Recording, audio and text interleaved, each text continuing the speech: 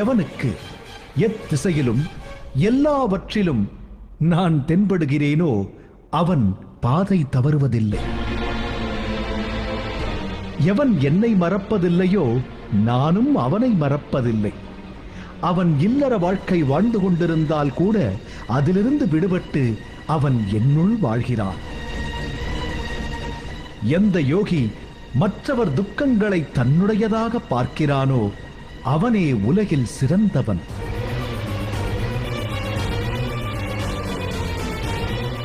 யோக பாதையில் நடக்கும் போது மனம் பாதை மாறுமா?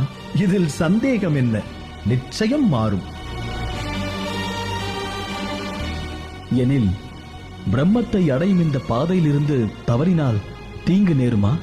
இந்த லோகமோ பரலோகமோ பொதுநலம் நாடும் நல்லோருக்கு என்றும் தீங்கு நடப்பதில்லை.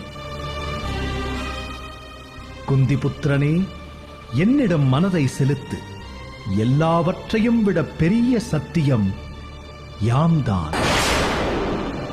அண்ட சராச்சரம் எனும் மணிகளை ஒன்றாக கோர்த்திருக்கும் நூல் யாமேதான்.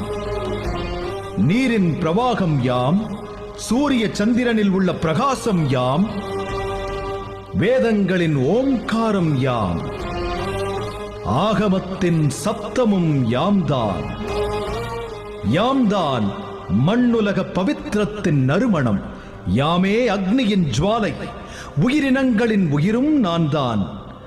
தவசுகளின் தவம் யாம், அர்ஜுனா ஆரம்ப வித்து யாம்தான். ஞானிகளின் புத்தி யாம், அறிவாளிகளின் அறிவு யாம், பலவான்களின் பலம் யாம். பிராணிகளில் தர்மத்திற்கு விரோதமாக செல்லாத காமமும் யாம்தான். யாம் சர்வமானவன், ஆனால் என் நேரமும் அகன்று நிற்பவன். யாமே அவிநாசி, யாமே நிர்குணன். பார்த்தா, யாம் கடந்துவிட்ட எல்லா காலங்களிலும் நிகழ்ந்து கொண்டிருக்கும் இக்காலத்திலும் வருங்காலத்திலும் பிறக்க இருக்கும் ஜீவராசிகளையும் நன்கு அறிவோம்.